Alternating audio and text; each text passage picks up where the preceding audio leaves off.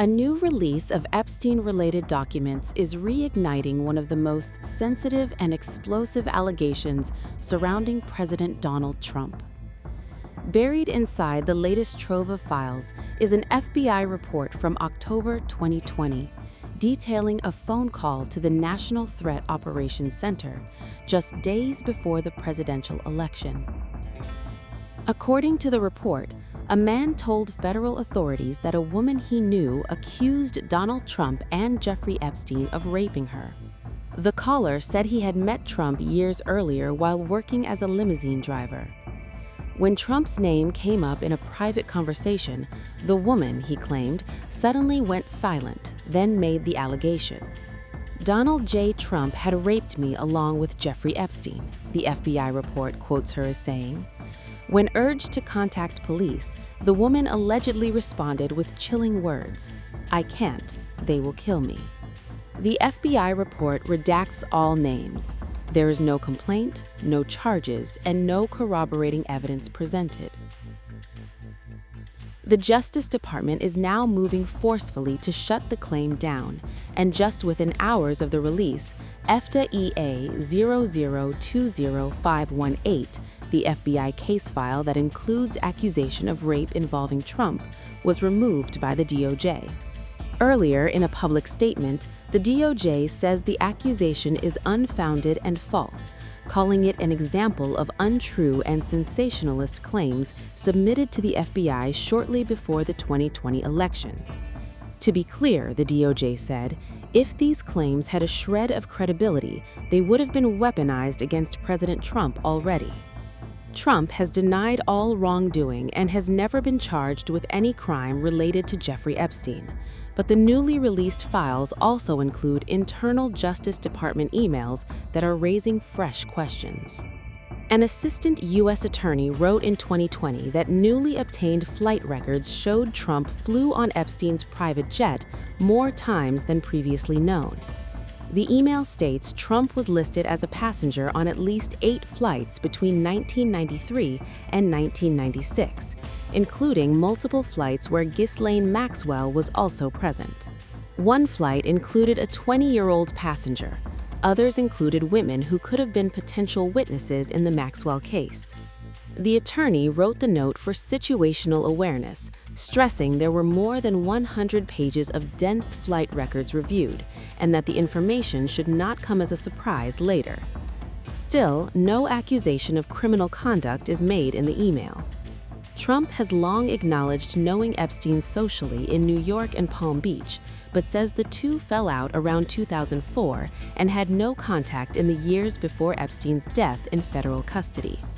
The Justice Department says the massive document release, nearly 30,000 pages across more than 11,000 files, reflects a commitment to transparency while maintaining protections for Epstein's victims. Court records, emails, photos, videos, internal communications, a flood of data, and with it, renewed scrutiny. But the DOJ's position is clear.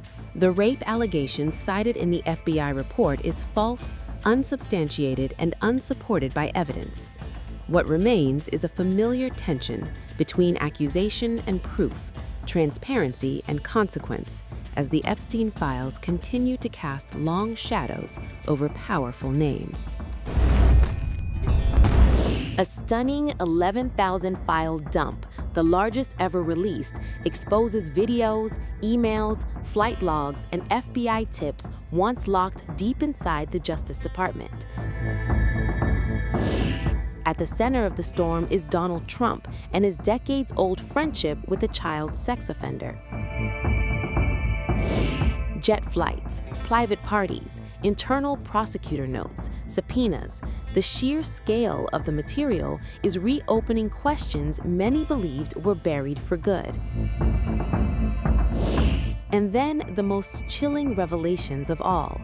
New details about Jeffrey Epstein's final hours in federal custody and the moment guards found him with a makeshift noose around his neck. This is not the end of the Epstein story. This is where it begins. The shadows around sex offender Jeffrey Epstein are growing darker again. Early Tuesday, the U.S. Justice Department released what is now the largest collection of Epstein-related files ever made public. More than 11,000 documents, a massive 10-gigabyte data dump, hundreds of videos, emails, court records, photos, spreadsheets, and audio files. This release is bigger than anything before it, and once again, it raises old questions that never seem to disappear. Among the thousands of files are FBI records, internal Justice Department communications, court subpoenas, and material connected to Epstein's death inside a federal jail in 2019. That death was officially ruled a suicide, but doubts and suspicion have followed it ever since. President Donald Trump's name reportedly appears throughout the documents. Many of those mentions come from news clippings shared among Justice Department employees. Others come from internal notes, tips collected by the FBI, and flight records reviewed by federal prosecutors. Being named in these files does not mean criminal wrongdoing. Trump has not been charged or accused of participating in Epstein's crimes. What the documents show instead is the scope of what investigators were examining behind closed doors. On Monday, the DOJ briefly shared files with bombshell revelations about Trump's link to Epstein. But just as suddenly as they appeared, the files were taken down. They were available for only a few hours on the Justice Department website before disappearing without explanation. The Washington Post managed to download the entire archive before it was removed. One of the most striking revelations involves a subpoena sent to Mar-a-Lago in 2021.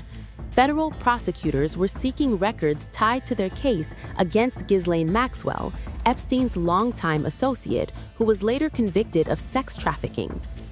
Internal notes from a U.S. prosecutor indicate that Trump flew on Epstein's private jet at least 8 times between 1993 and 1996, with Maxwell present on several of those flights. One note references a flight involving Trump, Epstein, and a 20-year-old woman.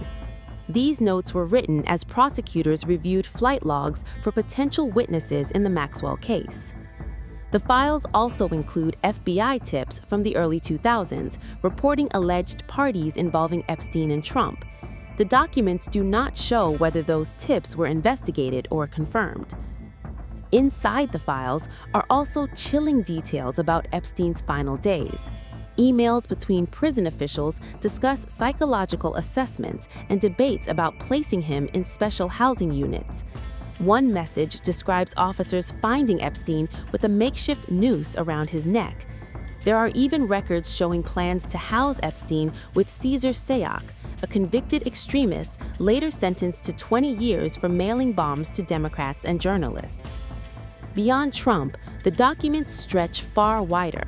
They include extensive objections from Epstein's victims over a controversial 2008 plea deal that spared him federal charges. There is also a 22-page memo seeking to interview Prince Andrew, outlining evidence gathered by U.S. investigators. Prince Andrew later lost his royal titles because of his ties to Epstein. President Trump pushed back on Monday, saying Epstein's name is being used to distract from his political success. The commander-in-chief repeated that he ended his friendship with Epstein years ago and claimed he banned him from Mar-a-Lago. But as this massive release shows, the Epstein story is far from over.